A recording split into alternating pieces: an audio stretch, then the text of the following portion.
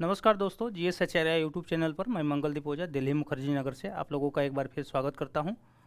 हमारी बिहार स्पेशल की कक्षाएं जारी हैं और बिहार स्पेशल की कक्षाओं के अंतर्गत अभी हमारी बिहार की अर्थव्यवस्था की कक्षा चल रही है।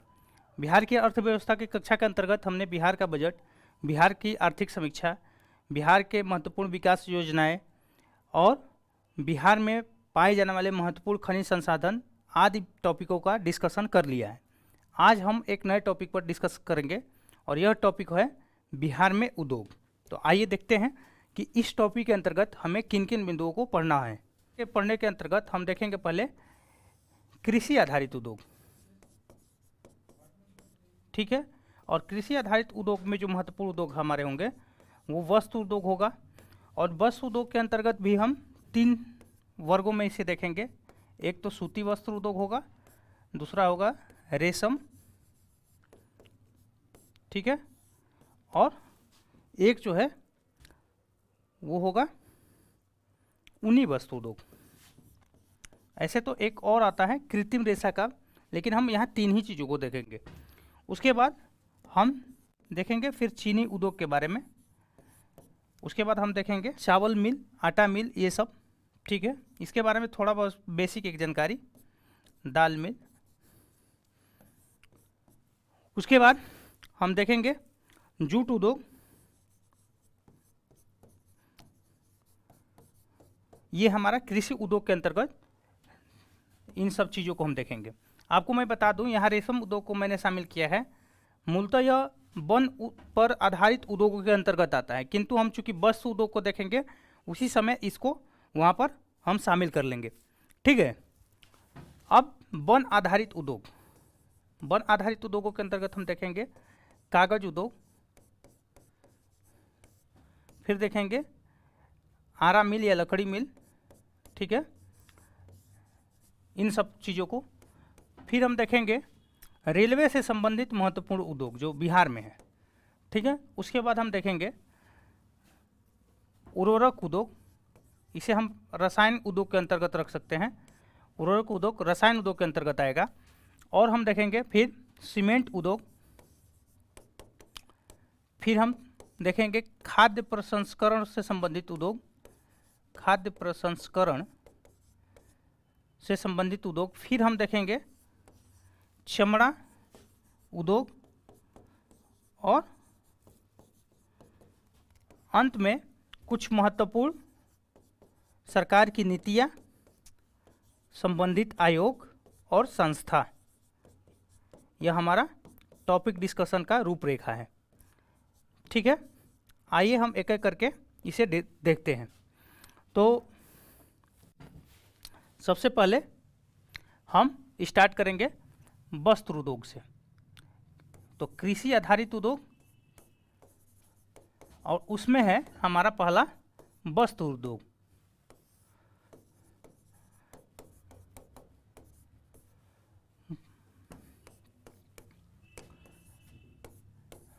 वस्त्र उद्योग, यहाँ पर हम आपको बता दें कि परीक्षा में जो प्रश्न पूछने का पैटर्न रहा है उसी पैटर्न को हम यहाँ पर पढ़ने के दौरान फॉलो करेंगे। जैसे अगर हमें परीक्षा में पूछा जाता है उद्योग चैप्टर से जो क्वेश्चन आते हैं उसमें पूछा जाता है कि इस आयोग की इस उद्योग की अवस्थिति कहाँ है, तो हमारा भी यहाँ पर पढ़ने का यही पैटर्न होगा कि हम उद्योग को देखेंगे कौन सा उद्योग है और उसका केंद्र कहाँ है, बिहार में किस जिले में उस उद्योग का केंद्र है। तो इसी पैटर्न पर हम पढ़ेंगे। अब विशेष तौर पे हमें पढ़ने के लिए बहुत कुछ है, तो हम शुरू से ही आप लोगों के साथ कहते आ रहे हैं कि हमारा अप्रोच हो जाएगा मिनिमम वर्क और मैक्सिमम आउटपुट। तो इस अप्रोच के साथ ही मेरा काम करने का नज़रिया है।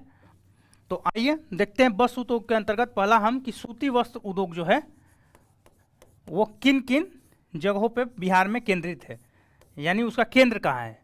तो सूती वस्त्र उद्योग, तो सूती वस्त्र उद्योग जो है यह बिहार में जो केंद्रित है वो है गया डिस्ट्रिक्ट में, भागलपुर में,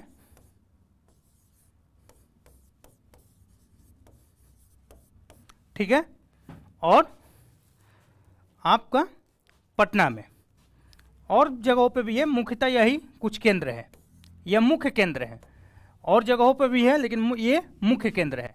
जैसे गया में और भागलपुर में पावर लूम आप जानते होंगे, शक्ति चालित जो करखे होते हैं उनको पावर लूम कहते हैं। तो पावर लूम से वस्त्र, सूती वस्त्र बनाने का बहुत प्रसिद्ध केंद्र है। और जो प्रसिद्ध केंद्र है वहाँ पर जो सूती के कपड़े बनाए जाते हैं उनमें है चादर, तौलिया, ऐसे सब जो कपड़े हैं ये गया और भागलपुर सेंटर से जो सूती वस्त्र के केंद्र हैं वहाँ बनाए जाते हैं। अब हम देखेंगे रेशम उद्योग, ठीक है। और रेशम उद्योग का जो केंद्र है वो जो फेमस है वो है भागलपुर, ठीक है, भागलपुर। यहीं पर आप एक फैक्ट यह भी जान लीजिए कि भागलपुर को, ठीक है, सिल्क सिटी कहा जाता है। तो सिल्क सिटी बिहार का भागलपुर कहा जाता है। और यहाँ से क्वेश्चन पूछा जा चुका है कि सिल्क सिटी इनमें से कौन है। तो उसका ऑप्शन जो है आप भागलपुर सही आंसर था, और भागलपुर आप लगाए थे तो आपका सही होता। अब आप ये जानिए कि रेशम जो है, यहाँ पर आपके बस जानकारी के लिए मैं बता रहा हूँ, प्रश्न यहाँ से बनाने की संभावना कम है, लेकिन एक प्रश्न यहाँ से बनता है, हो सकता है, मेरा संभावना है कि आने वाले वर्षों में पूछा जाए। रेशम जो है 3 प्रकार के होते हैं, मलबरी, उसके बाद टसर और इरी। अब तीनों के बारे में एक एक फैक्ट है, आप यहाँ देख लीजिए। तो रेशम में मलबरी जो है उसके अंतर्गत पहला फैक्ट यह है कि बिहार सरकार ने इसके लिए, यानी मलबरी प्रकार के रेशम के उत्पादन का प्रोत्साहन देने के लिए कोसी क्षेत्र को चुना है। कोसी क्षेत्र बिहार के जो पूर्वी जिले हैं, जिसे इसका सीमांचल भी नाम कहा जाता है, तो सीमांचल में जो जिले स्थित है जैसे पूर्णिया, किशनगंज, कटिहार, सहरसा, इन सब जिलों को मलबरी प्रकार के रेशम के उत्पादन के लिए बिहार सरकार ने चुना है। अब देखिए टसर, तो टसर जो है इसका उत्पादन बिहार में सर्वाधिक होता है। तो टसर प्रकार का रेशम है उससे संबंधित फैक्ट है कि बिहार में इसी प्रकार के रेशम का सर्वाधिक उत्पादन होता है, ठीक है। तो सर्वाधिक उत्पादन टसर प्रकार के रेशम का होता है। उसके बाद एक जो है इरी, तो इरी प्रकार का जो रेशम है यहाँ पे हम लिख देते हैं। तो इरी प्रकार का रेशम केवल बेगूसराय में इसका उत्पादन होता है, केवल बेगूसराय जो डिस्ट्रिक्ट है वहाँ पर इरी प्रकार का रेशम का उत्पादन होता है। तो यह रेशम से संबंधित 3 फैक्ट हैं, आप इसे याद करके रखेंगे कि इरी प्रकार के रेशम का उत्पादन केवल बेगूसराय जिला में होता है। मलबरी प्रकार के रेशम के उत्पादन के लिए सरकार ने कोसी क्षेत्र को चुना है। कोसी क्षेत्र यानी पूर्वी जिले, सीमांचल भी इसका नाम है, किशनगंज, कटिहार, पूर्णिया, ये सब जिले इसमें शामिल होते हैं। उसके बाद टसर प्रकार का जो रेशम होता है बिहार में सर्वाधिक उत्पादन इसी रेशम का होता है। तो यह रहा हमारा रेशम से संबंधित। अब हम आगे देखेंगे ऊनी। तो ऊनी प्रकार के जो वस्त्र हैं उसका जो केंद्र है वो है हाजीपुर, पटना के बगल में है। तो हाजीपुर में इसका केंद्र देखने को मिलता है। तो वस्त्र उद्योग से संबंधित यही 3 महत्वपूर्ण फैक्ट बनते हैं। 3 प्रकार के वस्त्र हैं, सूती, रेशम और ऊनी।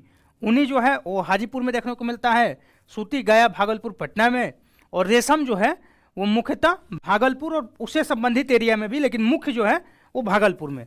और क्वेश्चन जो बनाए जाते हैं मुख्य को ही सेंटर में रख के क्वेश्चन बनता है। मैंने अभी बताया आपको कि सिल्क सिटी किसे कहा जाता है, यह क्वेश्चन आ चुका है भागलपुर को। अब भागलपुर में जो ये इस सिल्क का उत्पादन जो है उसके लिए सरकार, जो केंद्र सरकार है, वो एक ऑर्गेनाइजेशन का भी वहाँ पर स्थापना की है जो इसके उत्पादन को प्रोत्साहित करता है। और वो हम संस्था के अंतर्गत पढ़ेंगे कि वहाँ पर कौन सी संस्था है जो सिल्क के उत्पादन को प्रमोट करता है, उसके विकास को, उसके अनुसंधान को, उसकी जिम्मेदारी उस संस्था के ऊपर है। अब आइए हम देखते हैं चीनी उद्योग को। चीनी उद्योग भी कृषि आधारित उद्योग के अंतर्गत आता है। और चीनी उद्योग से संबंधित जो महत्वपूर्ण फैक्ट है, पहला फैक्ट तो यह है कि बिहार में उत्तर पश्चिमी जो क्षेत्र है जिसमें पश्चिमी चंपारण आता है, वहाँ पर सर्वप्रथम 1840 ईस्वी में डचों के द्वारा चीनी उद्योग की स्थापना का एक असफल प्रयास किया गया। तो 1840 में डचों द्वारा असफल प्रयास, यहाँ नोट करिएगा असफल प्रयास है, ठीक है। तो पहला फैक्ट तो यह है, असफल प्रयास डचों द्वारा, ठीक है। उसके बाद दूसरा फैक्ट यह है कि सफल प्रयास इस क्षेत्र में 1903 ईस्वी में होता है ब्रिटिशों के द्वारा। तो सफल प्रयास, और पहला जो 1903 ईस्वी में कारखाने की स्थापना होती है वो होता है मढ़ौरा, एक जगह है छपरा डिस्ट्रिक्ट में, जिसका रजिस्टर्ड नाम है सारण डिस्ट्रिक्ट, यानी सरकार के गजट में उस डिस्ट्रिक्ट के लिए जो नाम आता है वो है सारण, लेकिन हम लोग बोलचाल की भाषा में उसे छपरा कहते हैं। और छपरा जो एक और आजकल फेमस रहता है वह है हमारे भोजपुरी एक प्रसिद्ध सिंगर है खेसारी लाल यादव जी, तो उसके लिए भी छपरा बहुत आजकल फेमस रहता है। तो मढ़ौरा में पहला जो है चीनी का सफल कारखाना स्थापित होता है, ठीक है।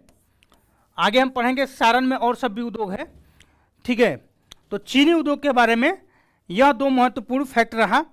अभी एक और महत्वपूर्ण फैक्ट इससे जान लीजिए कि अभी चीनी के जो मिल है वह टोटल बिहार में 11 है, लेकिन चालू हालात में जो मिल है वो उनकी संख्या 10 है।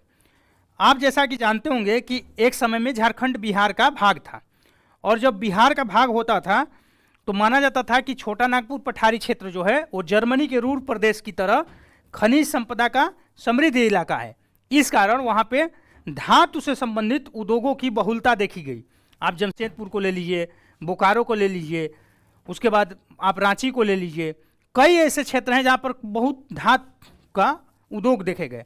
लेकिन जैसे ही झारखंड अलग होता है बिहार से 15 नवंबर 2000 ईस्वी को, उसके बाद धात्विक उद्योग की कमी देखने को मिलती है बिहार में। और ऐसे भी अभी बीच में हम पढ़ेंगे कि जब 1990 ईस्वी में हमारे देश में एलपीजी की नीति आती है 1990 के दशक में, तो बिहार में उस समय जो सरकार होती है वह उसका भरपूर लाभ नहीं ले पाती है, जबकि और जो राज्य है वो इस अवसर को भुनाते हैं, और आज वही राज्य हमारे भारत के समृद्ध राज्यों में गिने जाते हैं।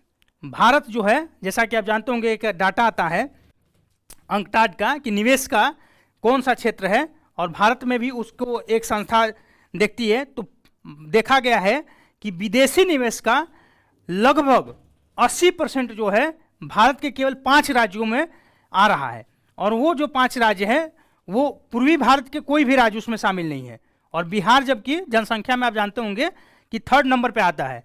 तो यह एक अपनी सरकार की विफलता भी मानी जा सकती है। और उस समय चूंकि जो पार्टियां थी सरकार में वो शायद इस चीज़ को समझ नहीं पाई, और उस समय राजनीति का जो केंद्र था वो किसी दूसरे सामाजिक न्याय पर की धुरी पर सिमट चुका था, और आर्थिक विकास का जो मुद्दा था वो पीछे छूट गया। और यही कारण है कि आज बिहार औद्योगिक रूप से पिछड़ा राज्य माना जाता है। हालांकि इसके पिछड़पन में एक और नीति का योगदान था, भाड़ा सामान्यीकरण की नीति केंद्र सरकार की। अब यह नीति क्या थी, आप इसे भी जान लीजिए। भाड़ा सामान्यीकरण की जो नीति थी वो यह कहती थी कि चूंकि मैंने अभी बताया आपको कि झारखंड में खनिज संपदा का समृद्ध इलाका है, तो सरकार ने जो औद्योगिक समानता क्षेत्र हो, माने उद्योग का वितरण जो है वो केवल झारखंड में न होकर पूरे भारत में सभी जगह हो, इसके लिए वो रेलगाड़ी जो मालगाड़ी होती है उससे खनिज संपदा का ढुलाई का किराया समान कर दी। यानी झारखंड का खनिज संसाधन अगर झारखंड में ही जाके कहीं गिरता है मालगाड़ी से तो उतने पैसा लगेगा जितना पैसा अगर उसे ले जाने में मुंबई लगता है। तो ये भाड़ा सामान्यीकरण की नीति ने क्या किया कि अगर उद्योग की स्थापना मुंबई में की जाए तो उसके जो एक माना जाता है कि परिवहन खर्चे उसको कमी करने के कारण लागत को घटा दिया। इस तरह से जो औद्योगिक कारखाने थे, निवेशक थे, वो इन क्षेत्रों में माने दूर के पश्चिमी बेल्ट में, भारत के पश्चिमी बेल्ट में कारखानों की स्थापना के लिए उत्साहित हुए। और उसी में 90 का जो दशक था उसमें जब प्राइवेटाइजेशन की एक नीति आई, सरकार ने अपनाई, तो इन राज्यों ने अपने यहाँ बहुत सारे सुधार किए निवेश के लिए, तो उन सब का भी लाभ इनको मिला। और इस तरह से बिहार पिछड़ता गया और इस समय जो बिहार है वो सबसे ज़्यादा कृषि आधारित उद्योगों की ही संभावना पर चल रहा है। और यही एक कारण है कि आप आगे देखिएगा कि बिहार सरकार जो है खाद्य प्रसंस्करण उद्योग की तरफ ज़्यादा केंद्रित है, या कृषि आधारित उद्योगों पर सरकार का अधिक फोकस है। आइए अब हम देखते हैं। तो ये चीनी उद्योग जो है, इस कारण आप ये माना जाता है कि इस समय जो बिहार में उद्योग है उसमें सबसे महत्वपूर्ण उद्योग ये हो जाता है। तो सबसे महत्वपूर्ण उद्योग, इसके बारे में एक फैक्ट और जान लीजिए कि सबसे महत्वपूर्ण उद्योग चीनी उद्योग है। आप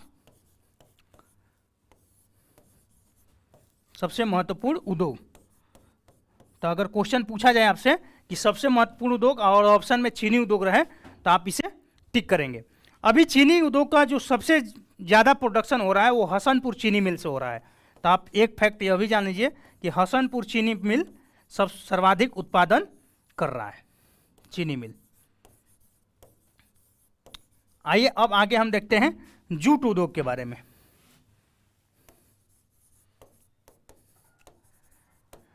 जूट उद्योग के बारे में पहला फैक्ट तो यह है कि बिहार जो है जूट उत्पादन में पूरे देश में दूसरे स्थान पे है, सेकेंड पोजीशन। ठीक है, पहला किसका है? बंगाल का। और जूट उत्पादन जो है वो उसमें बिहार दूसरा स्थान रखता है। जूट उत्पादन के लिए मरंगा, पूर्णिया में एक जगह है मरंगा, वहाँ एक पार्क की स्थापना की गई है। तो मरंगा पूर्णिया में जूट पार्क की स्थापना की गई है। ठीक है, मरंगा में। उसके बाद कटिहार में भी जूट मिल देखने को मिलता है। तो आप ये फैक्ट यह भी याद रखें कि कटिहार में भी जूट मिल देखने को मिलता है। आप जानते होंगे कि जूट जो है वो बिहार के पूर्वी क्षेत्र, जिसे कोसी के नाम से जाना जाता है, वहाँ पर इसका उत्पादन अधिक देखने को मिलता है। और जूट जो है आज जब पर्यावरण से संबंधित चुनौतियाँ हमारे सामने हैं और जो प्लास्टिक के हम प्रोडक्ट यूज कर रहे हैं उसमें यह एक बेहतर विकल्प, जो हमारा बैग है या और सब ऐसे प्रोडक्ट बनाने में जूट का ही प्रयोग किया जाता है, तो उसमें यह एक बेहतर विकल्प के रूप में हमारे सामने उपस्थित है। अब हम देखते हैं थोड़ा सीमेंट उद्योग के बारे में। आइए सीमेंट उद्योग के बारे में जानते हैं।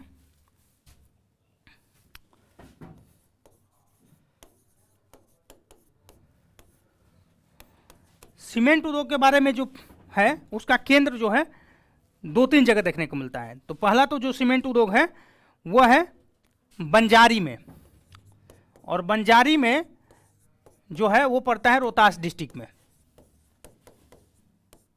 ठीक है, और यहाँ पर जो सीमेंट का ब्रांड है वो है कल्याणपुर ब्रांड। तो आप यह भी एक याद रखिएगा।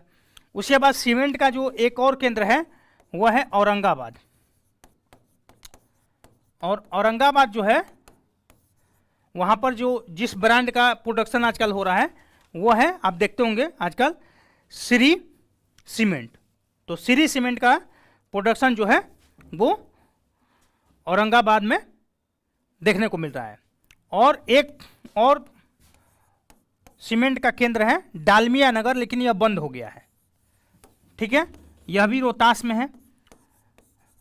ठीक है, डालमिया नगर रोहतास में, तो यह अभी बंद हो गया है। तो रोहतास में सीमेंट उद्योग के जो कारण है वो यह है कि सीमेंट उद्योग का एक कच्चा माल होता है चूना पत्थर, और रोहतास में विंध्याचल क्रम की चट्टानें पाई जाती है। तो खनिज वाले टॉपिक में हमने आपको पढ़ाया है कि वहाँ चूना पत्थर खनिज बहुलता में पाया जाता है। तो इस कारण यहाँ सीमेंट उद्योग को देखने को मिलता है। अब आइए हम थोड़ा सा देखते हैं वन आधारित उद्योग के बारे में। तो वन आधारित उद्योग,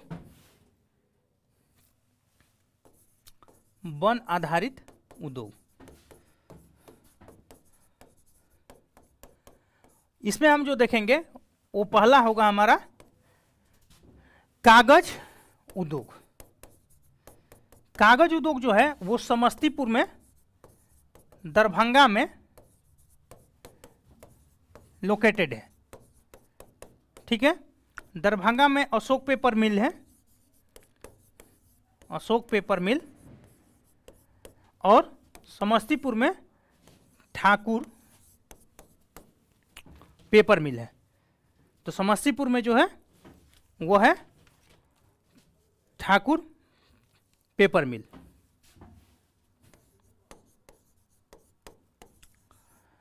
और एक इसका कागज उद्योग का केंद्र जो है वो डालमिया नगर में भी है, और डालमिया नगर रोहतास में है पड़ता है, अभी आपको मैंने बताया। तो यह 3 प्रमुख केंद्र इसको देखने को मिलते हैं कागज उद्योग का। एक डालमिया नगर रोहतास में, दूसरा समस्तीपुर, वहाँ पर ठाकुर पेपर मिल पहले होता था, आजकल ये बंद भी है। ये भी आप रखिएगा, केवल हम लोग नाम के लिए पढ़ रहे हैं, क्योंकि हो सकता है एग्जाम में पूछा जाए, और एग्जाम में संतुष्टि के लिए भी आयोग भी पूछ लेता है, सरकार भी आंकड़े गिनाने के लिए रहती है। इसमें से अधिकांश उद्योग बंद अवस्था में है। तो ये आप सोचते होंगे कि इतना उद्योग होते हुए भी बिहार से पलायन क्यों हो रहा है, बिहार में रोजगार की कमी क्यों है। तो इसमें से आपको बता दें 2 स्थितियाँ, अधिकांश उद्योग या तो बंद है, नहीं तो उनकी प्रोडक्शन क्षमता जो है उससे वो अपने कम प्रोडक्शन क्षमता पे कार्यरत है। अब हम देखते हैं इसके अलावा, कागज उद्योग के अलावा अब थोड़ा सा देखेंगे आरा मिल के बारे में। आइए देखते हैं वन आधारित उद्योग के अंतर्गत आरा मिल। तो आरा मिल जो है,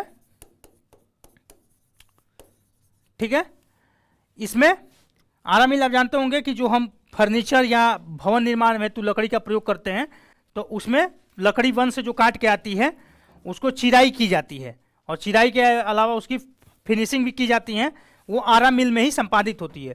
तो आरा मिल जो होता है, आरा जो डिस्ट्रिक्ट है जिसका निक नेम भोजपुर है सरकार के रजिस्टर में, वहाँ देखने को मिलता है, और आप हाजीपुर में इसको देख सकते हैं, ठीक है। तो हाजीपुर में,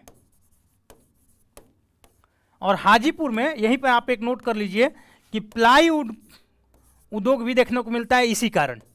तो प्लाईवुड उद्योग जो है उसका केंद्र अगर आपसे पूछा जाए तो आप याद रखिएगा कि हाजीपुर है, ठीक है। उसके बाद आप एक और फैक्ट जानिए और वन आधारित उद्योग के अंतर्गत औषधि के बारे में, क्योंकि वनों से हमें जड़ी बूटियां भी प्राप्त होती है, आप जैसा कि जानते होंगे। और औषधि, इसी कारण बिहार में औषधि उद्योग का भी विकास हुआ है। और पटना में पोस्टल पार्क एक इलाका है, अगर उस उधर आप जाइएगा तो बैजनाथ एक कंपनी है, लोकल ब्रांड, बहुत फेमस कंपनी है, वो इन वनों पर आधारित जड़ी बूटियों से संबंधित औषधि का निर्माण करती है। तो बस आप यहाँ पर एक याद रखिएगा, एक बैजनाथ कंपनी है जो पटना अवस्थित है, और ये औषधि जो होते हैं वन पर आधारित जड़ी बूटी उनका निर्माण करती है। उसके बाद एक और उद्योग देखने को मिलता है वन आधारित, वो है कत्था। कत्था जो है यह हम जो पान उन खाते हैं उसमें यूज होता है, और यह खैर नामक एक वृक्ष से प्राप्त होता है। तो खैर, और एक और उद्योग है वन आधारित, और वह है लाह। लाह जो है वो कुछ पेड़ होते हैं जैसे पलास, कुसुम, इन पेड़ों से यह एक तरल पदार्थ है, ठीक है, लसीला पदार्थ, और यह जो है उससे प्राप्त होता है, जो जिन पेड़ों से पलास, कुसुम, और इससे वो लाह उद्योग जो है वो जो केंद्रित है वो है गया और पूर्णिया में। तो लाह उद्योग का जो सेंटर है, इसे लाख भी कहते हैं, तो आप ये भी याद रखिएगा, लाख। तो गया और पूर्णिया में यह केंद्रित है। तो इसके बारे में 2 फैक्ट आप जानिए कि ये एक लसीला पदार्थ है जो पलास और कुसुम के वृक्षों से प्राप्त होता है, और इसका केंद्र जो है, दूसरा फैक्ट है कि गया और पूर्णिया में इसका केंद्र है, ठीक है। तो ये 2 फैक्ट लाख उद्योग से रहा। और अब हम देखेंगे कुछ कृषि आधारित उद्योग हमारे छूट गए थे, तो आइए उसको देख लेते हैं। तो पहला है जो कृषि आधारित उद्योग में छूटा हुआ था, एक तो चाय बागान है। और चाय बागान का मुख्यतः जो बिहार में देखने को मिलता है वह है किशनगंज में। आप जैसा कि जानते होंगे कि भारत के पूर्वोत्तर क्षेत्र में चाय की खेती बहुत देखने को मिलती है, दार्जिलिंग की पहाड़ियाँ में हो या असम में हो। तो ये इलाका जो है किशनगंज का, उन्हीं इलाकों में से जुड़ा हुआ है, अतः वहाँ पर बिहार में चाय की खेती की जाती है। और चाय जो है एक श्रम गहन कृषि मानी जाता है, इसमें श्रम के ज़्यादा खपत है, रोजगार ज़्यादा क्रिएट होता है, और यह भी कृषि आधारित उद्योगों के अंतर्गत देखने को मिलता है। तो यह एक हमारा कृषि आधारित उद्योगों में छूट गया था। अब हम आगे आते हैं रेलवे से संबंधित उद्योगों के बारे में, आइए देखते हैं। तो रेलवे के उद्योग, तो रेलवे से संबंधित जो उद्योग है उसमें हम देखते हैं कि पहला उद्योग जो है वो है Bharat wagon and engineering, Bharat wagon and engineering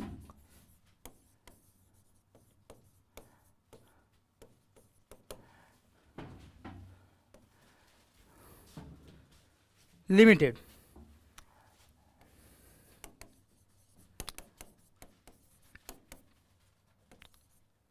यह स्थापित है मोकामा में, मोकामा है पटना में।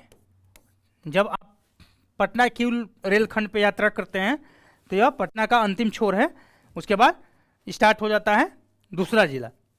तो मोकामा में Bharat wagon and engineering limited स्थित है। रेलवे का यह एक इकाई है और यहाँ पर मालगाड़ी के डिब्बे बनाए जाते हैं। तो मोकामा में स्थित है मालगाड़ी डिब्बे बनाने का केंद्र, जो रेलवे का एक इकाई है। अब हम देखते हैं रेलवे के अंतर्गत और एक केंद्र है पहिया निर्माण का। तो पहिया बनाने का जो केंद्र है वो है बेलापुर, एक इलाका है छपरा में, ठीक है, बेलापुर में। और यह जो है छपरा में है, पहिया रेलवे का जो पहिया होता है उसका निर्माण किया जाता है। छपरा में ही मढ़ौरा में डीजल इंजन निर्माण का कारखाना है, डीजल इंजन निर्माण का कारखाना मढ़ौरा में है, छपरा में, ठीक है।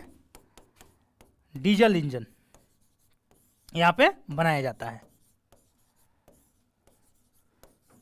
तो छपरा में दो महत्वपूर्ण रेलवे के उपक्रम देखने को मिलते हैं, एक मढ़ौरा में डीजल इंजन और दूसरा पहिया निर्माण का बेलापुर में, ठीक है। और आपको बहुत खुशी होगी जान के कि ये दोनों जो उपक्रम रेलवे के हैं वो लालू जी जब रेल मिनिस्टर हुआ करते थे उस समय में यहाँ स्थापित हुए थे। इसीलिए आप जब भी अपने इलाके में सांसद या विधायक का चुनाव करें तो मजबूत कैंडिडेट का चुनाव करें, इससे उस क्षेत्र के विकास पे बहुत ज़्यादा प्रभाव पड़ता है। आप अगर अपने विकास के अवलोकन को देखिएगा, कोई भी कंस्टिट्यूएंसी अगर ज़्यादा विकसित है तो कहीं ना कहीं उस कंस्टिट्यूएंसी में एक मजबूत लीडर हुआ है जो केंद्र में या राज्य में रहा है, तो उस इलाके का अधिक विकास देखने को मिलेगा।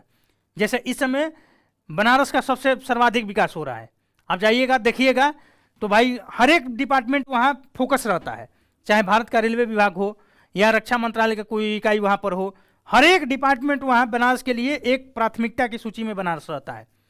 तो कभी भी आप जब अपना मताधिकार प्रयोग करें तो इस बात को जात पात धर्म से ऊपर उठ के कैंडिडेट को चुनिए, और कैंडिडेट काफ़ी कुछ निर्धारण करेगा।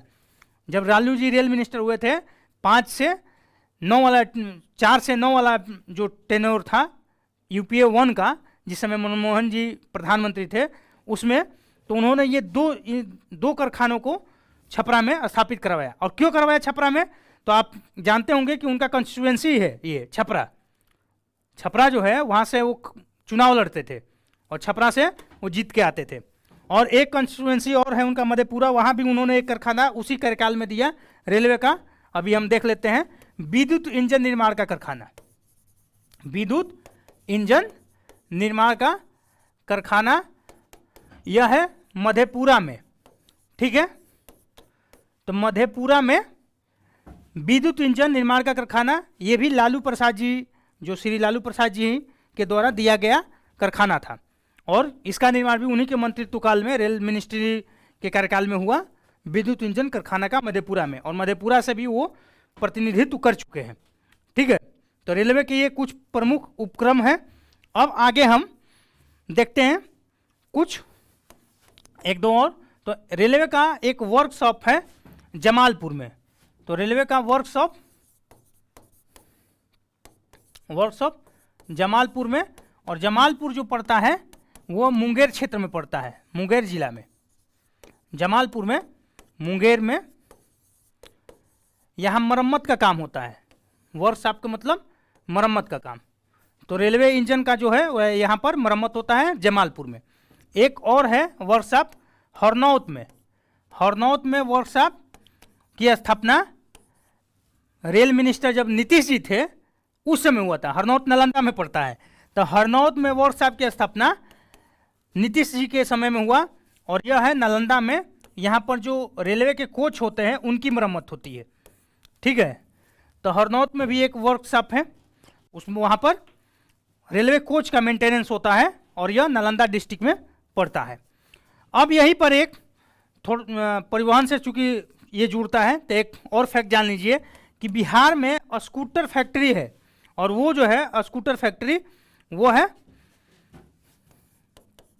स्कूटर्स फैक्ट्री और वो जो है वो पटना में है। एक स्थान फतुहा वहाँ पर स्थापित है, फतुहा में। तो ये क्वेश्चन भी आया है कि बीपीएससी में और दरोगा एग्जाम में और सिपाही के एग्जाम में ये पूछा जा चुका है कि स्कूटर्स फैक्ट्री बिहार में कहाँ स्थापित है। तो यह है फतुहा में, पटना में ये पड़ता है। ठीक है, पटना के आप जब पूरब में जाइएगा तब फतुहा है। और इस समय इस कंस्टिट्यूएंसी में ये एक विधानसभा क्षेत्र भी है और यहाँ से जो मिनिस्टर है श्री रामानंद यादव जी, वो मिनिस्टर है बिहार सरकार में खनन एवं भूतत्व विभाग के, जो बालू खनन होता है उस डिपार्टमेंट का, और वो यहाँ से विधायक चुन के आते हैं। ठीक है, तो स्कूटर फैक्ट्री फतुहा में स्थापित है। आइए अब हम देखते हैं उर्वरक कारखाना के बारे में। उर्वरक यह रसायन उद्योग के अंतर्गत आएगा, तो आप यहाँ नोट कर लीजिएगा। उर्वरक उद्योग का जो केंद्र है वो बिहार में मुजफ्फरपुर में है। मुजफ्फरपुर, फिर बरौनी में है और फिर बंजारी में है। बंजारी रोहतास। ठीक है, और जैसा कि आप जानते होंगे कि बिहार और भारत दोनों कृषि प्रधान देश है और उर्वरक जो है हरित क्रांति में हमारा फसल प्रोडक्शन में महत्वपूर्ण भूमिका निभाया था। तो उर्वरक की हमारे यहाँ बहुत ज़्यादा डिमांड है क्योंकि ज़्यादा से ज़्यादा उत्पादन हमें चाहिए। हमारी जनसंख्या ज़्यादा है या निर्यात के लिए या खाद्य सुरक्षा के दृष्टिकोण से। तो उर्वरक का जो उपयोगिता है कृषि क्षेत्र में अधिक है और कृषि क्षेत्र में अधिक होने के कारण बिहार भी एक कृषि प्रधान राज्य है। तो वहाँ पर 3 जगहों पे ये उर्वरक का केंद्र देखने को मिलता है। ठीक है, अब हम थोड़ा सा ये बरौनी में एक तेल शोधन कारखाना है उसको देख लेते हैं। तो एक तेल शोधन कारखाना है, तेल शोधन कारखाना, तेल शोधन कारखाना बरौनी। बरौनी बेगूसराय में पड़ता है, बरौनी। हालांकि यह कारखाना अभी बंद स्थिति में है। तो तेल शोधन कारखाना बरौनी, और बरौनी जो है बेगूसराय में है। तो आप एक यह भी फैक्ट याद रखिएगा। और यह जो जिस कंपनी की जिम्मा है वो Indian oil corporation, Indian oil corporation इस कंपनी के जिम्मा यह तेल शोधन कारखाना संचालित होता है। ठीक है, अब हम चमड़ा उद्योग के बारे में थोड़ा सा देख लेते हैं। आइए देखते हैं चमड़ा उद्योग के बारे में। चमड़ा उद्योग, चमड़ा उद्योग के अंतर्गत मोकामा और दीघा ये दोनों पटना में है। तो मोकामा और दीघा में बाटा कंपनी स्थापित है और जूता के निर्माण होता है, जूता चप्पल ये सब यहाँ पे बनते हैं। ठीक है, तो मोकामा और दीघा 2 प्लेसेस है जहाँ पर बाटा कंपनी अवस्थित है। और बाटा आप जानते होंगे कि फुटवियर में एक ब्रांड है जो हम पहनते हैं चप्पल या जूता, उसमें बाटा जो है एक प्रसिद्ध ब्रांड है। तो बाटा जो है वो मोकामा और दीघा में जूता और चप्पल ये सब का निर्माण करती है। इसके अलावा चमड़ा प्रसंस्करण जो प्रशोधन होता है, चमड़ा को जो हम लोग उपयोग के पहले उसका जो प्रोसेसिंग करके अपने यूज लायक बनाते हैं, उस तरह के उद्योग देखने को मिलता है मुजफ्फरपुर में और पश्चिमी चंपारण में। ठीक है, तो यह चमड़ा उद्योग से संबंधित कुछ महत्वपूर्ण केंद्र रहे। अब थोड़ा सा हम देख लेते हैं रबड़ उद्योग के बारे में। आइए देखते हैं रबड़ उद्योग। रबड़ उद्योग का एक प्रमुख केंद्र हुआ करता था, अब ये हालांकि बंद है। जमीरा एक स्थान है आरा में, आरा के पूर्व में जाइएगा, ये एक हॉल्ट भी है वहाँ पे। यहाँ पर एक कंपनी ने 1971 ईस्वी में एक कारखाना स्थापित किया था रबड़ का, अलका रबड़ कारखाना, अलका रबड़ कारखाना। ठीक है, यह 1971 में स्थापित हुआ था। तो ऐसे तो इसका कोई इम्पोर्टेंस है नहीं क्योंकि ये अब समाप्त हो चुका है, लेकिन कभी पूछा जा सकता है क्योंकि यहाँ पर कुछ भी पूछने का कोई ठौर ठिकाना नहीं है। आप आश्चर्यचकित रहिएगा कि एक बार बीपीएससी के एग्जाम में यह भी पूछा गया कि हाथी का जो बच्चा जन्म नवजात शिशु है वो कितने किलोग्राम का होता है। तो जब भी हम तैयारी करें तो एक सरसरी निगाह मार लेने से ठीक रहता है, दिमाग में वो कहीं अवचेतन में अनकॉन्शियस माइंड में रहेगा तो शायद क्लिक कर जाए, क्योंकि माना जाता है कि बहुत सारी चीज़ें जो है हमारे दिमाग में अनकॉन्शियस माइंड में रहती है, जो सामने आता है तो वो हमें रिकॉल हो जाती है। तो इस कारण इसका यहाँ पर इम्पोर्टेंस हो जाता है। अब हम देखते हैं थोड़ा एक दो और छोटे छोटे उद्योग हैं। कांच उद्योग, कांच उद्योग जो है इसका भी काफ़ी यूज है हमारे जीवन में। जैसे महिलाएं जो चूड़ियाँ पहनती है तो आप देखेंगे इस कांचे उद्योग पे आधारित है। कांच उद्योग का जो सेंटर है वो है हाजीपुर और पटना। ठीक है, तो यह इन दो जगहों पे महत्वपूर्ण कांच उद्योग स्थापित है। ऐसे तो आप देखिएगा जितना हम पढ़ रहे हैं उसके और भी सेंटर है, लेकिन यहाँ पर हम जो बता रहे हैं वो मुख्य सेंटर है। तो ये मुख्य सेंटर पर ही फोकस करके क्वेश्चन बनाया जाएगा जब भी बनाया जाएगा, इसीलिए हम मुख्य सेंटर को पढ़ रहे हैं। अब कुछ छोटे छोटे उद्योग होते हैं जिसे उद्योग हम कहते हैं। ठीक है, यह अति लघु उद्योग माने जा सकते हैं क्योंकि इसमें प्रायः एक परिवार के स्तर पे ही लोग कार्यरत रहते हैं, यानी जब बाहर के लोग आते हैं तो वो इकाई बड़ी हो जाती है तब वो लघु उद्योग में चला जाता है।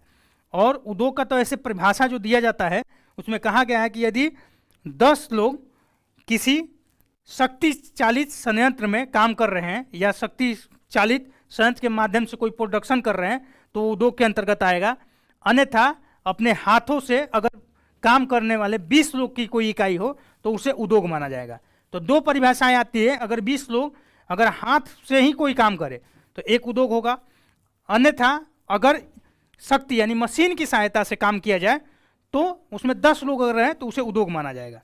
किंतु यहाँ पे कुछ ऐसे भी उद्योग देखने को मिलते हैं जिसमें परिवार इन्वॉल्व रहता है और अति इसे सूक्ष्म उद्योग कहते हैं, अति लघु उद्योग। ठीक है, इसको बस आप एक याद करने के लिए आप रखिए। जैसे मानिए कहीं पर साबुन का निर्माण होता है, आप देखिएगा जिधर में गन्ना का उत्पादन होता है तो कुछ लोग गुड़ बनाते हैं, तो गुड़ बनाने का उद्योग है। उसके बाद शराब, अभी छपरा में आप देखिएगा घटना घट गई तो लोकल स्तर पे शराब निर्माण चल रहा था। उसी तरह से तेल पेरने का, आटा चक्की है, दाल मिल है, इस तरह के भी उद्योग होते हैं। इन्हें भी उद्योग की श्रेणी में काउंट किया जाता है, किंतु इसमें आप याद रखिएगा ये बहुत सूक्ष्म उद्योग हैं। और आगे हम जो तथ्य पढ़ेंगे उसमें एक फैक्ट यह भी पढ़ना है हमें कि बिहार में अभी जो इकाइयाँ हैं उद्योग, जैसा आप पढ़िएगा कि 3 प्रकार के होते हैं, बृहत, मध्यम और लघु। लघु उद्योगों की संख्या बिहार में अधिक है और लघु उद्योगों में भी 3 क्राइटेरिया है। एक है अति लघु, सूक्ष्म और लघु। तो जो अति लघु उद्योग है उनकी संख्या ज़्यादा है, जिसमें माने परिवार डायरेक्ट इन्वॉल्व रहता है, उस तरह के उद्योगों की संख्या बिहार में ज़्यादा है। आइए अब हम देख लेते हैं कुछ महत्वपूर्ण जो करेंट के फैक्ट हैं उद्योग चैप्टर से उसको। तो करेंट के कुछ महत्वपूर्ण फैक्ट, करेंट के फैक्ट्स।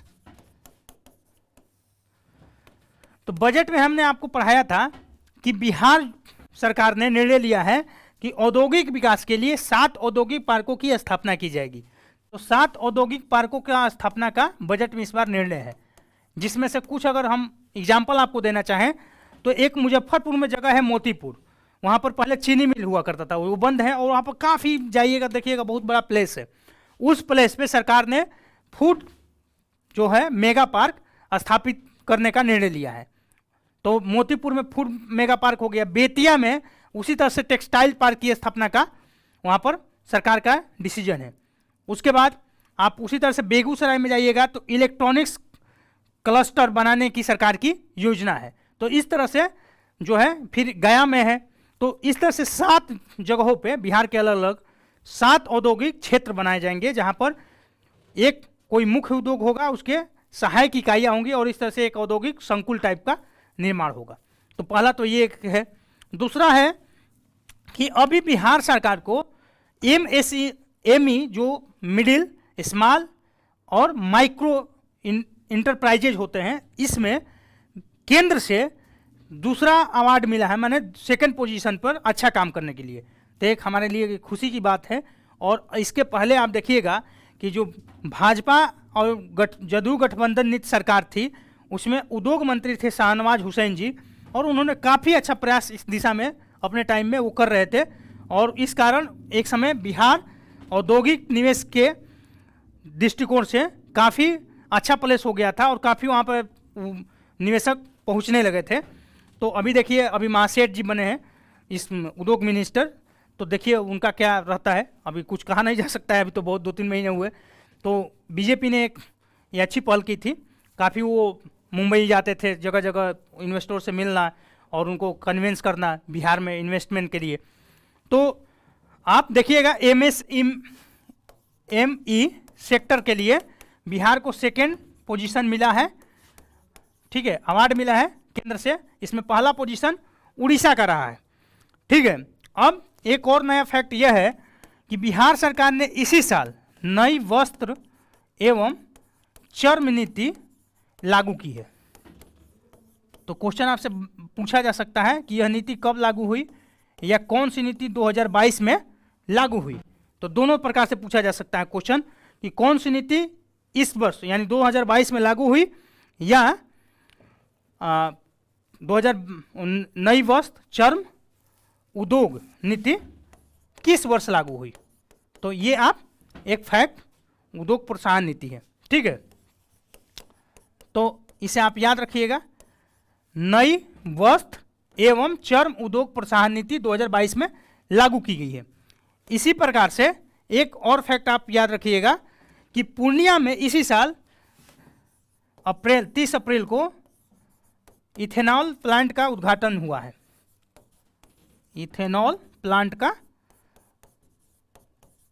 उद्घाटन किया गया है 30 अप्रैल 2022 को, ठीक है। और यह देश का पहला ग्रीन फील्ड और ग्रेन बेस्ड माने अनाजों से इथेनॉल का उत्पादन होगा। तो ग्रीन फील्ड और ग्रेन बेस्ड देश का पहला ये इथेनॉल प्लांट है और बिहार का ये अपना भी बिहार का पहला प्लांट है इथेनॉल प्लांट।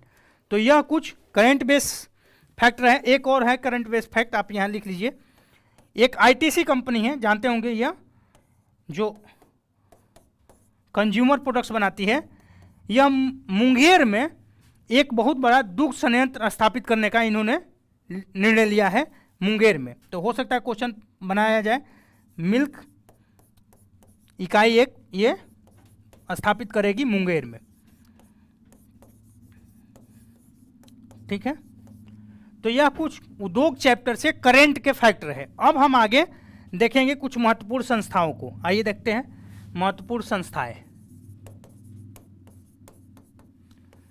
ठीक है। उद्योग से संबंधित बिहार सरकार की कुछ महत्वपूर्ण संस्थाएं हैं। तो आइए देखते हैं। पहली संस्था है Bihar state silk corporation. Bihar state silk corporation limited, और यह स्थित है भागलपुर में। मैंने आपको बताया था जब रेशम पढ़ा रहा था कि भागलपुर में केंद्र सरकार ने एक ऑर्गेनाइजेशन का स्थापना किया है जिसका काम है कि रेशम उद्योग को किस तरह से प्रोत्साहित किया जाए, उसके विकास का क्या पैमाना, किस तरह रूपरेखा तैयार किया जाए, उस क्षेत्र में क्या अनुसंधान किया जाए, ठीक है। रेशम, चूंकि आप यह भी जान लीजिए कि जो 3 वस्त्र हम पढ़े, सूती, ऊनी और रेशम, तो रेशम जो वस्त्र तैयार होते हैं वो अधिकांश निर्यात हेतु किया जाए, तो यह विदेशी मुद्रा अर्जित करने का एक बहुत बड़ा साधन है। तो इस कारण भी इसका बहुत ज़्यादा इंपॉर्टेंस हो जाता है। तो Bihar state silk corporation limited Bhagalpur में सेंट्रल गवर्नमेंट की इकाई है। अब जितने भी इसके अलावा उद्योग से संबंधित, अगर एक आपको कॉमन सेंस बता देते हैं, इसके अलावा जितने भी ऑर्गेनाइजेशन है वो सारे का केंद्र बिहार में देखने को मिलेगा। तो आप हमेशा याद रखिएगा कि उसके बाद सारा केंद्र बिहार में। इसके बाद देखिए उद्योगों का कमिश्नर कार्यालय जो है, उद्योगों का कमिश्नर कार्यालय, उद्योगों का कमिश्नर कार्यालय वो पटना में स्थित है। उसके बाद बिहार स्टेट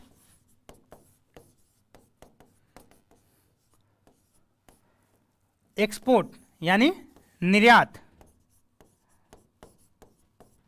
ठीक है, Bihar state export corporation limited, corporation limited, यह भी पटना में ही है, इसका भी कार्यालय पटना में है। उसके बाद बिहार स्टेट इंडस्ट्रियल डेवलपमेंट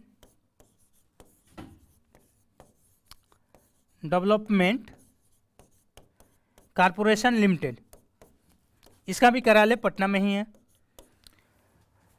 औद्योगिक क्षेत्र में जो एक महत्वपूर्ण संस्था आजकल बहुत चर्चित है, उसको अब आप बस जान लीजिए, वह है बियाडा, ठीक है, बियाडा।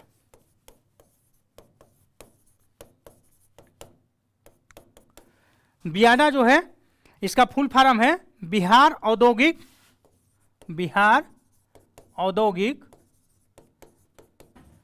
क्षेत्र विकास प्राधिकरण, इसका फुल फॉर्म है बिहार औद्योगिक क्षेत्र विकास प्राधिकरण। और इसका स्थापना जो हुआ था वो हुआ था 1974 ईस्वी में, ठीक है।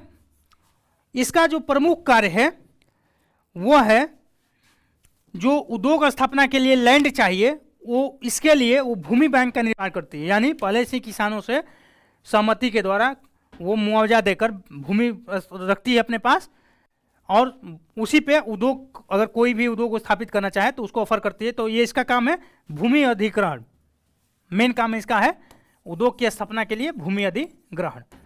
अगर एक एग्जाम्पल हम यहाँ पर आपको देना चाहें इस संस्था का कार्य का, तो अगर आप बक्सर से पटना की यात्रा करते हैं तो आरा जिला में एक जगह स्थित है बिहिया, यहाँ पे एक प्रमुख देवी माता का स्थान भी है महथिनदाई का।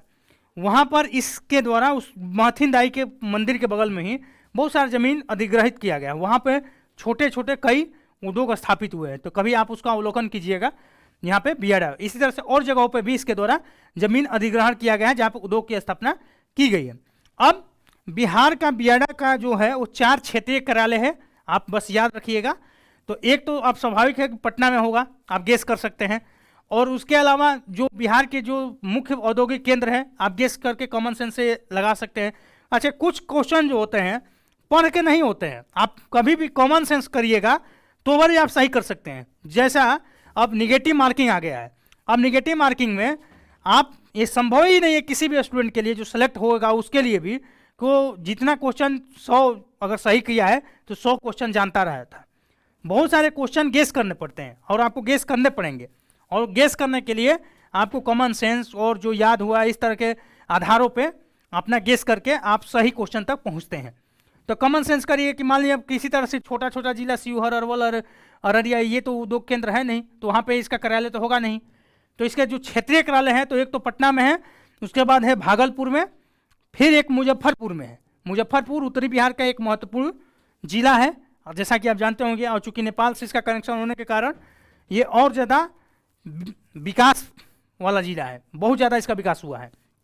तो एक मुजफ्फरपुर, एक भागलपुर और एक है दरभंगा में, ठीक है। तो 4 क्षेत्रीय कार्यालय पटना, दरभंगा, मुजफ्फरपुर, भागलपुर, तो ये आप याद रखिएगा। आइए अब कुछ बिहार से सरकार की महत्वपूर्ण नीतियों को देख लेते हैं। तो महत्वपूर्ण नीति, महत्वपूर्ण नीति। तो पहला तो जो नीति है वो है बिहार स्टार्टअप नीति। स्टार्टअप नीति 2017। ठीक है, पूछा जा सकता है आपसे कि बिहार सरकार ने स्टार्टअप नीति कब बनाया, या 2017 में कौन प्रसिद्ध नीति आई उद्योग के क्षेत्र में, और स्टार्टअप से संबंधित क्या है, यानी टेक्नोलॉजी या इनोवेशन बेस कोई किसी उद्योग की स्थापना। जैसे आप देखते होंगे आजकल जोमेटो है, अमेजन है, या होम डिलीवरी के अमेजन के अलावा एक और हमारा जो कंपनी था स्नैपडील, उस तरह के कंपनियां हैं, इसको हम स्टार्टअप के अंतर्गत रखते हैं। उसके अलावा अब देखते हैं वो है, जैसे अभी बिहार में शराब की बहुत चर्चा हो रही है, तो बिहार उत्पाद एवं निषेध अधिनियम यह बना था 2016 में।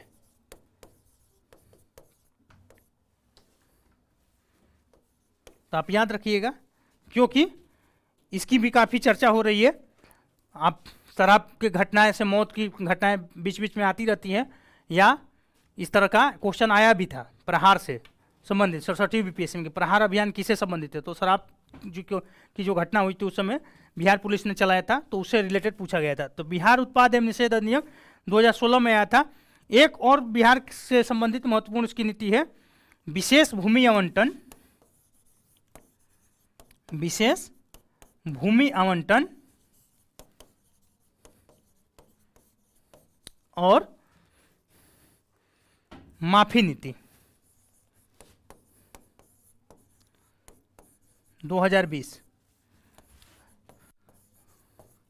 जैसा कि आप जानते होंगे कि इस समय उद्योग स्थापना में जो एक महत्वपूर्ण चुनौती आ रही है वो भूमि अधिग्रहण की आ रही है। ठीक है, तो विशेष भूमि आवंटन और माफी नीति जो है, इसके द्वारा भूमि अधिग्रहण की चुनौती को कम किया गया है, क्योंकि बिहार औद्योगिक रूप से पिछड़ा स्टेट है, और पिछड़ा स्टेट है इसलिए भाई उद्योग के रास्ते में जो जो बाधाएं हैं उसको दूर करने का प्रयास किया जा रहा है, ताकि उद्योग के स्थापना में निवेशकों को किसी तरह की चुनौती का सामना न करना पड़े, कम करना पड़े। तो ये रहे कुछ महत्वपूर्ण नीतियाँ। अब एक दो फैक्ट देख लीजिए। जैसे बिहार का कोसी क्षेत्र जो है ना, वो औद्योगिक विहीन माना जाता है। औद्योगिक विहीन कुछ जिले हैं जो बिहार के कोसी क्षेत्र में है। तो कभी आपसे पूछ लिया जाए तो आप इसे याद रखेंगे। तो औद्योगिक विहीन जिले कोसी क्षेत्र में है, जैसे अररिया है, किशनगंज है। ठीक है, हालांकि छोटे छोटे उद्योग तो हैं यहाँ पे, ऐसा नहीं कहा जा सकता है, लेकिन कोई बड़ा उद्योग देखने को नहीं मिलता है। एक और आता है जहानाबाद। तो एक आप ये याद रखिएगा, एक फैक्ट, ठीक है, कि औद्योगिक विहीन जिले ये है। उसी तरह से एक फैक्ट आप याद रखिए कि 2000 ईस्वी में सरकार ने एक आयोग का गठन किया था डॉक्टर जमशेदजी ईरानी के नेतृत्व में।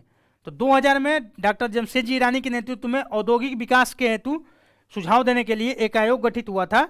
उस समय बिहार और झारखंड एक ही थे, बाद में अलग हो गए।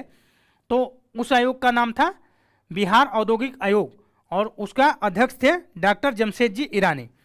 इसी तरह से एक दूध उत्पादन हेतु सबसे बड़ा सहकारी संघ है कम्फेड, उसका फुल फॉर्म है राज्य सहकारी दुग्ध उत्पादक महासंघ। तो दुग्ध उद्योग भी एक है। और इस तरह से यह हमारा चैप्टर कंप्लीट होता है। आप हमारे चैनल को देखते रहें, लाइक करें, सब्सक्राइब करें, शेयर करें। धन्यवाद।